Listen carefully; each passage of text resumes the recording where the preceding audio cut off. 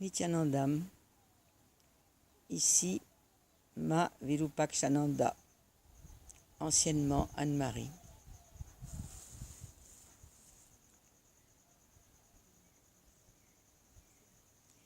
Je suis très heureuse d'avoir 5 sens. Je ne sais pas si ça a à voir avec une vie spirituelle, mais tout ce que je sais, c'est que mes 5 sens me ravissent. Je ne connais rien de plus beau que de laisser mes yeux errer alentour, dans la nature, de voir un coucher de soleil, un petit lézard. Là, à l'instant, je vois un minuscule petit insecte d'à peu près 2 mm, avec des ailes minuscules, qui trotte sur le bord de ma tablette. Il y a les beaux nuages, il y a tout l'univers qui est créé, tout ce qui est manifesté. Les gens, mon gourou, qui est d'une beauté à la fois physique, je dirais pas spirituelle, je sais pas comment je dirais, existentielle peut-être. Et puis les oreilles. Pour l'instant, je souffre assez souvent parce que le son est vraiment très fort dans la salle, mais je m'aguerris peu à peu, vraiment peu à peu. Et puis, mais quand il y a une belle musique, une belle chanson, de beaux mantras, et vraiment, c'est assez fantastique. Et quand on danse au son de ces mantras, de ces kirtans, c'est carrément magique. Et quand Swami se met à parler, qui raconte des blagues, qui s'amuse, qui se moque de nous, qui se lance en tamoul, c'est quelque chose. À la fois la vue et j'allais dire l'odorat, non, et l'ouïe, et le cœur, bien sûr.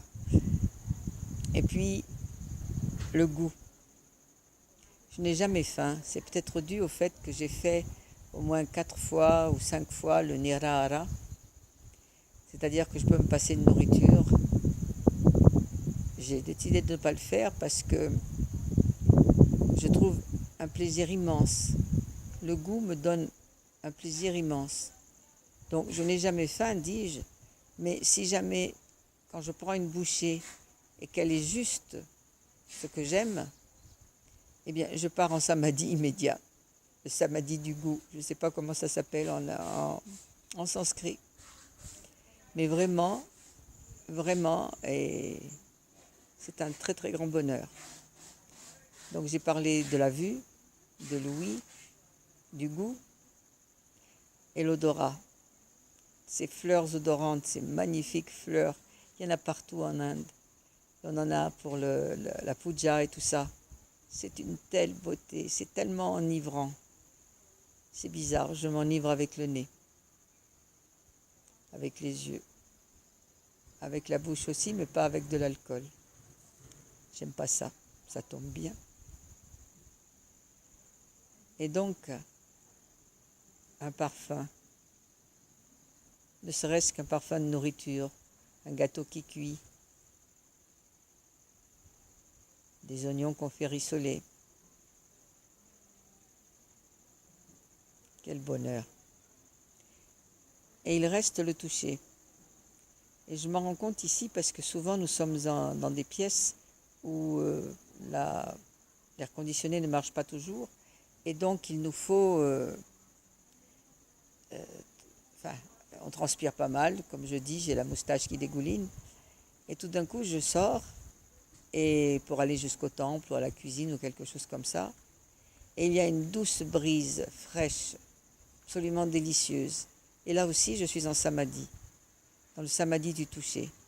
C'est tellement bon, même si je suis de mauvaise humeur, ce qui m'arrive malgré tout, rebelle, pas contente, fatiguée ou n'importe quoi, ce petit vent léger qui insiste, et même ce qui est incroyable en Inde, c'est que même quand il fait très chaud, la brise est fraîche. Et ça me met dans un état, là aussi, comme je viens de le dire, de samadhi, et ça me fait oublier toute contrariété, tout souci. Je me laisse tout simplement porter, caresser par cette sensation que je qualifierais de divine, bien qu'elle touche mon corps humain. C'est-à-dire que nos cinq sens, c'est vraiment un trésor. C'est quelque chose que j'apprécie infiniment. Et bien sûr, il y a ce qui va avec, ce qui accompagne les cinq sens. Je suppose que c'est le fioul, le carburant. C'est le cœur, les émotions qui accompagnent tous ces plaisirs. Quelle joie de vivre finalement, avec pas grand-chose. Il suffit de s'ouvrir au lever de soleil ou au coucher, au son de cloche, au rire des enfants,